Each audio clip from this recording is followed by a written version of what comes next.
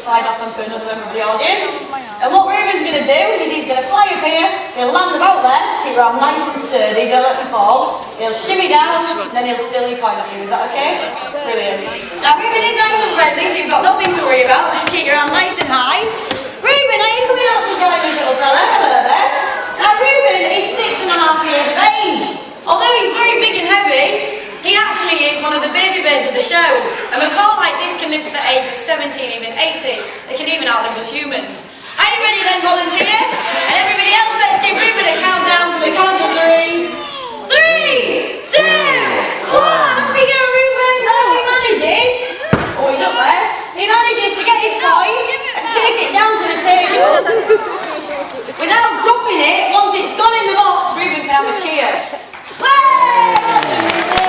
Thank you very much for getting involved. Well done to you.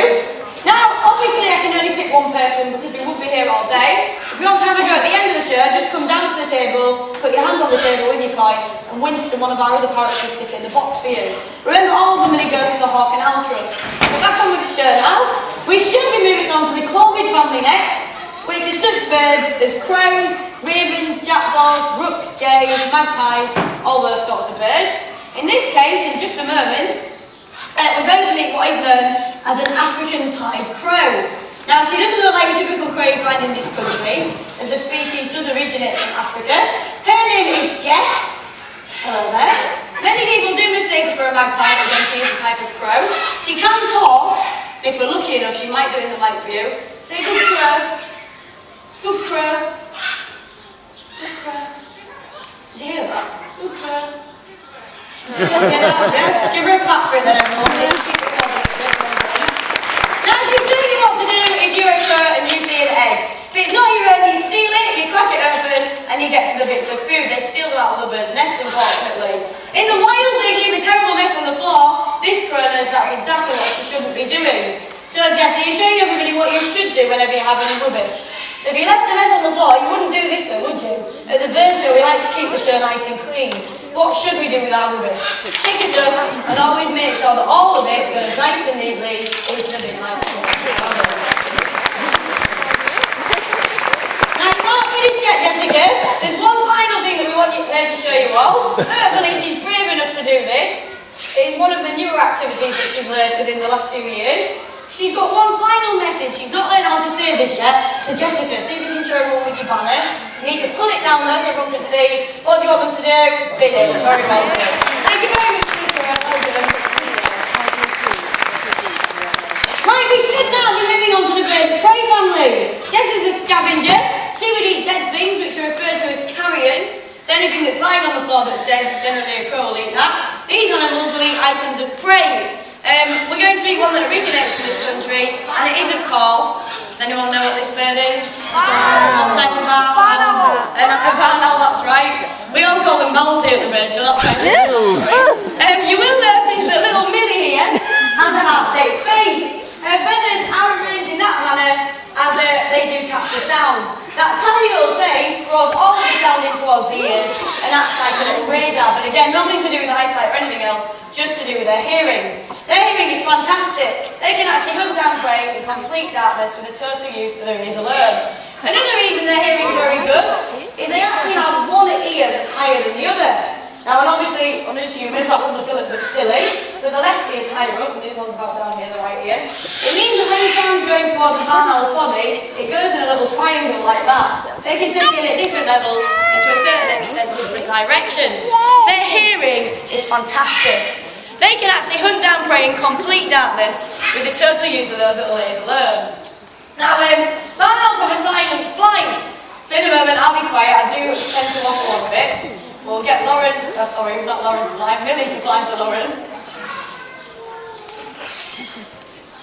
Completely silent.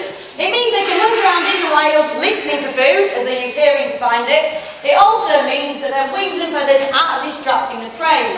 They eat things like mice and voles, which have very good hearing. So if you can hear a barn owl coming, if their feathers made a lot of noise, obviously they would struggle to grab hold of food. Now, one final thing I'll mention is you'll notice that me and Lauren use these little straps on Millie's legs. They're what is known as jesses. and they're a typical piece of falconry kit. If we don't want Billy to go anywhere, or our other birds of prey, we can keep them nice and safe for night club. Thank you very much to Lauren and to Millie, everyone. Well done. Right, we should now, once Millie's nice and safely away, be actually moving on to a very fast predator next.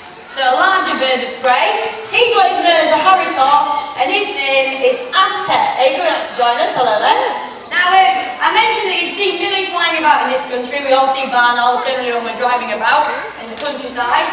These animals originate from Central America, so you'd never see them flying about here. Unless someone's lost a display bird or someone's lost a pet, which isn't a good thing. You'll notice that Aztec's got that bit of white banding on his tail. Hopefully you can see that there. And that's used for signalling. They hunt together within a flock which is known as a pack. And when they're hunting, if someone grabs the food, the other ones try and steal it off them. So to try and get a nice big meal, they hover over the food with their wings, covering it up. Sorry, now mentioning back to that white tail, that's again used for signalling. They'll flick the white of the tail, and that means that they're about to move, indicating, without making any noise, that it's prey. Now mentioning prey, they'll eat large rabbits and hares, ones that they can carry off, also smaller birds. To demonstrate this, I'm going to chuck a bit of meat up into the air. Aztec's got to try and catch it. I am going to throw it quite high, so keep a keen eye on him, everyone.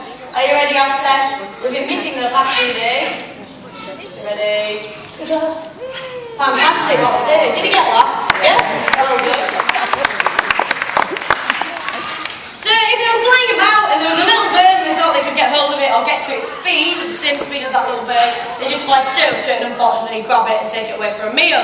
The reason these go nice and high is they occur in Central America, as I mentioned earlier, where wild dogs will also occur.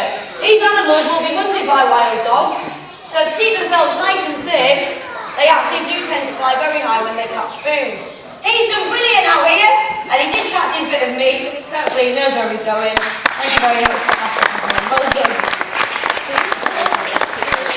Right, we should be meeting an ugly bird next.